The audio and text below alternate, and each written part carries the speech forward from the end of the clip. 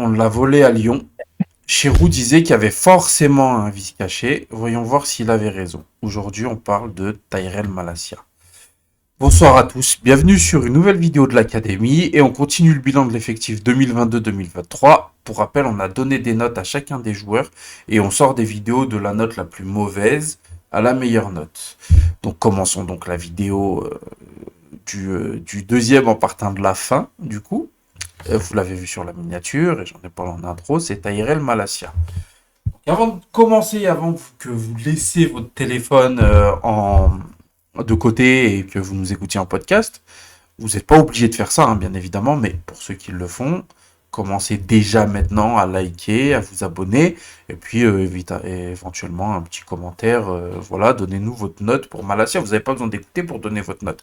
Et puis si vous avez d'autres commentaires qui viennent, allez, n'hésitez pas. Commençons donc par la première question de ce bilan. Je vous rappelle, on a 4 questions auxquelles on répond. Quelles étaient nos attentes? Est-ce qu'il y a répondu? Est-ce qu'on le garde l'année prochaine? Et après, on donne notre note avec on explique notre note. Et pour commencer avec moi, cette première question, mon compagnon, mon cher Greenax, bonsoir, comment ça va? Salut à tous les beaux gosses, ça va et toi? La forme? Super. Je suis un peu sur les dents parce que la vente se fait toujours pas et que ça m'énerve et que j'arrive pas à m'intéresser à autre chose en fait là actuellement.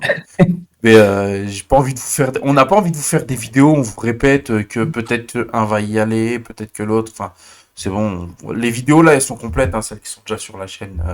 Donc La vidéo sur le rachat sera quand ça sera officiel, quand on aura des exactement. vrais, des vrais noms. On sera très réactif, sauf Ouais. impératif, mais on sera réactif. Ouais. Voilà. Donc Greeny, qu'est-ce que c'était tes attentes sur Tyrell Malacia En vrai, je vais être très honnête. Malacia, j'étais très content de son recrutement parce que pour moi, Shaw était titulaire indiscutable et il fallait un petit jeune qui va le concurrencer sur le long terme. Et c'est exactement ce qu'on a cherché avec son profil. Un petit montant de transfert de ce que 15 millions, pour nous, c'est vraiment pas cher, on va dire. C'est même rare.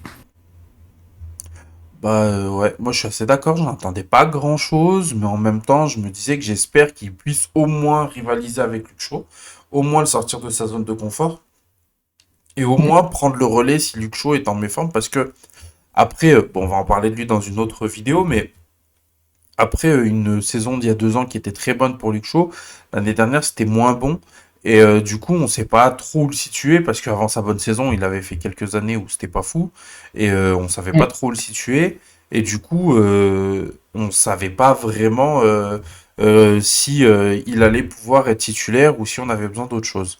Et du coup, moi j'attendais qu'il puisse concurrencer Luke Shaw, voire le suppléer, voire le foutre sur le banc carrément. On va voir avec la deuxième question. Avec la deuxième question, est-ce qu'il a réussi? Est-ce qu'il a répondu à nos attentes? Mais voilà, globalement, j'en attendais pas grand-chose. On l'a pas payé très cher. Après, j'aimerais bien qu'on commence à faire des bons coups, c'est-à-dire que des mecs qu'on n'achète pas cher finissent par devenir excellents. Il y a plein de clubs qui y arrivent et nous, visiblement, on galère. Mais voilà. Et du coup, est-ce qu'il a répondu à nos attentes, ce garçon-là? Moi, les miennes, perso, oui, parce que j'en attendais peut-être moins que toi. Euh, Parce que pour moi, il est jeune. Il y a toujours la première saison, on va dire, d'adaptation. Pas première saison dans un gros club. Je pense qu'il a fait des bons matchs sans être transcendant. Et il manque encore une sorte une étape, un palier, clairement. Et par contre, je l'attends l'année prochaine vachement là-dessus. S'il n'y a pas d'évolution, il reste un peu dans ce profil. J'aime bien tacler, je suis bien, je rentre bien dedans, mais offensivement, je m'améliore pas. Défensivement, je laisse encore des trous, des espaces. Bah, on va commencer à ouvrir gentiment le dossier, quoi. Ah oui, tu vas vite, toi, quand même. Bah, c'est ce que j'attends de lui. Ouvrir un dossier. Bah, moi, j'ouvre un dossier parce que cette année, il a zéro passe D, zéro but, deux frappes.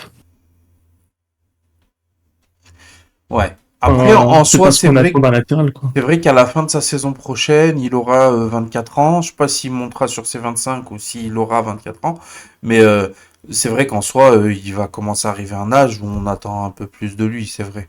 Mais moi, je suis pas trop d'accord avec certaines choses. Offensivement, je trouve que il est utile dans la relance. C'est un peu comme Lisandro Martinez, en moins bon, bien évidemment. Mais il est utile dans la relance, c'est-à-dire qu'il est il est toujours très calme et il trouve toujours une passe pour se sortir d'un pressing. Si on avait eu plus de joueurs aussi propres que lui, ça irait bien. Après, j'avoue qu'il n'a pas complètement répondu à mes attentes parce que euh, il y a un moment où Luke Shaw était replacé dans l'axe et Ten Hag a mis Dalot à sa place à gauche. Et ça, c'est pas ce que j'attendais. Pour moi, il fallait qu'on ait un arrière gauche sûr et certain. Si Shaw se blesse ou doit être repositionné, comme là, qui puisse prendre le relais. Et c'est pas ce qui s'est passé. Et ça, c'est dommage. Et pour moi, c'est un problème dans sa saison. C'est un mauvais point dans sa saison, c'est qu'il n'a pas réussi à être numéro 2 en fait. Il vient comme un numéro 2 et il n'a pas réussi à être numéro 2 et ça m'embête. Alors que j'adore le joueur, il a montré du caractère, il a montré des qualités techniques, il a montré qu'il n'était pas mauvais défensivement, même si c'est pas son gros point fort. Mais euh, c'est sûr que de passer troisième derrière Dalot, qui est le premier dont on a parlé, donc le plus mauvais. Bon, c'est pas le plus mauvais de l'effectif, parce qu'il y en a plein dont on n'a pas parlé et qui ont une plus mauvaise note, mais voilà, qui est un des plus mauvais de l'effectif, Dalot. euh, Forcément, c'est un gros point noir. Et même s'il a 22 ans quand il arrive, il est censé faire mieux que ça, normalement. Mm. Et il y a aussi, ce que j'ai oublié de dire, c'est qu'il a fait euh, des erreurs, de grosses erreurs défensives. Je sais pas si tu te souviens quand il se croit tout seul au milieu, il glisse, la contre-attaque, on prend un but. Il y a eu souvent de grosses erreurs défensives. Le Et match c'est contre Séville, plus, hein. oui, contre Séville, et je crois que c'est contre Liverpool aussi, Oui, quand on prend une déroute. ouais. Où, en fait, c'est plus des problèmes de concentration. Donc, avoir Je sais s'améliorer pas, j'ai pas là-dessus. l'impression que ce soit un jeune qui manque de concentration. Moi, je Bah, du pense coup, il joue peut-être c'est trop facile, je sais pas. ouais, moi je pense que c'est ça, tu vois, le mec il a pas trop de pression et je pense que c'est ça et en fait, il joue un peu trop facile. Et il est peut-être un peu trop confiant à certains moments. Et c'est ce Ouais. qui fait que il fait pas trop attention. Mais voilà, après globalement, c'est sûr que je trouve quand même que la gestion de Ten Hag de Malacia est pas excellente. Le garçon a été bon sur certains matchs, très bon même, et a jamais pu capitaliser sur ces bons matchs-là. Et ça m'embête même si à l'entraînement et qu'on sait pas tout et blablabla. Mais du moment où tu fais un bon match, pour moi, il faut que tu puisses être posé sur celui d'après. Et c'est un des sujets sur lesquels je suis pas d'accord avec Ten Hag cette saison. Il y a des fois où il a mis Dalot et Malacia avait été bon la semaine d'avant. Et je suis pas sûr que tu lui envoies le bon message en faisant ça. Non, là-dessus, je suis d'accord avec toi. Juste, même le fait de titulariser Dalot au lieu de Malacia, c'est une incompréhension pour tout le monde. Enfin, j'espère pour tout le monde. Ouais, Que, complètement. que dire? Bon, Et du coup, est-ce qu'on le garde l'année prochaine, notre Tyrell? bien sûr, on le garde. Mais on veut des progrès. Donc, on le garde et on le watch. Want to watch. Exactement. Moi, je suis, tu vois, quand on dit, ouais, Sancho, il faut le garder une année, voir, machin, faut en attendre plus, etc. Moi, je suis pas d'accord avec ça, mais par contre, pour Malacia, je pense que on est clairement là-dedans, c'est-à-dire que ça va être une saison qui va être décisive pour lui. Est-ce qu'il est capable de se rapprocher du niveau qu'on attend de lui? Pas forcément être un des meilleurs latérales du monde, hein, mais est-ce qu'il est capable de se rapprocher du niveau qu'on attend de lui? Du coup, un des meilleurs latérales du monde, mais de s'en rapprocher, pas forcément d'y être. Ou est-ce qu'il en est pas capable et à ce moment-là, il faut tout de suite le dégager. Enfin, je l'aime beaucoup, Mm. mais je pense qu'il faut être impitoyable là-dessus. Si au bout de 2 ans, t'as pas réussi à montrer que t'es un bon joueur, sauf si c'est un excellent numéro 2 et qu'on a un autre latéral gauche, bon, au bout de 2 ans, il faut partir, c'est bon. Après, je pense que il y a toujours un peu des tête comme ça qui prennent pour tout le groupe. Quand il y a un mauvais match, j'ai l'impression que c'est Malacia qui prenait dans la gueule, tu vois. S'il y avait un mauvais match défensif, c'était lui qui se faisait sanctionner, qui était remplaçant. Parce que son Donc, travail, il est un peu ingrat, moi, je trouve. Tu vois, quand il fait des bons matchs, ça se voit pas forcément. Et on va pas forcément le mettre à son crédit. Et quand il fait une bourde, forcément, c'est un défenseur. Donc on prend but derrière. Et là, à ce moment-là, ou une occasion chaude derrière. Et à ce moment-là, il est sous le feu des critiques, quoi. mm. Mais du coup, je sens que s'il y a quelqu'un à faire sauter, ça pourrait être lui le maillon, c'est qui prend un peu plus cher que les autres. Possible. Donc, selon Ten Hag, hein, c'est pas selon moi. Ça, c'est ma logique. Et du, Donc, ouais. et du coup, ta note pour Tyrell Malacia? Du coup, j'ai mis 5,5 si je me souviens bien. Ouais. Un peu plus que Dallo.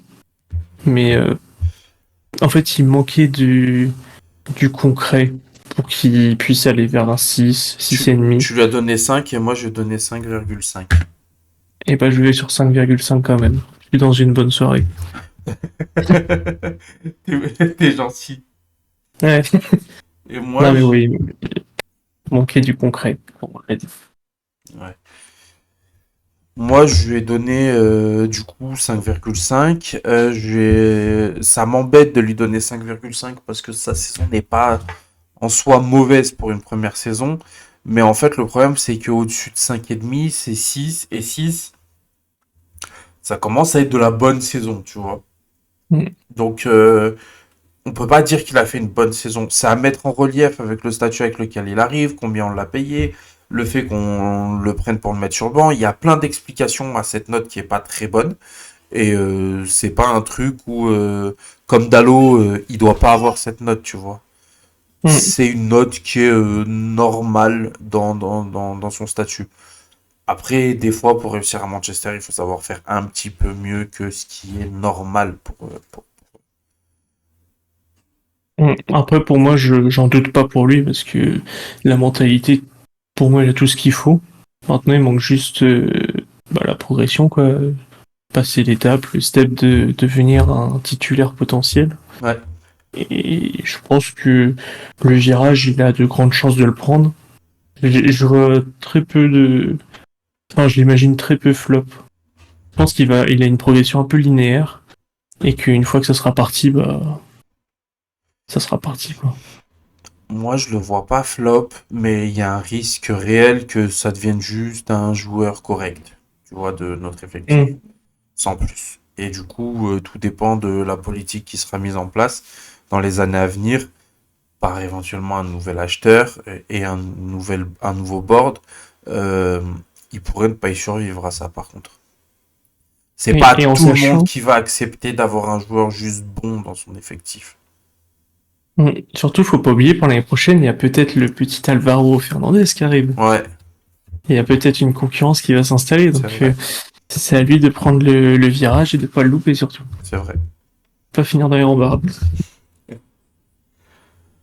Bon, et ben c'est court, mais je pense qu'on a été assez complet avec notre ami Malasia. Prochaine Euh, vidéo, Prochaine c'est qui? vidéo, qui est, et on a regardé. Et celui dont on va parler, c'est notre ami Fredinho. Donc on va, Les intimes. voilà, on vous fait cette vidéo très très vite. Et puis, à très bientôt. Salut. Salut. Ciao.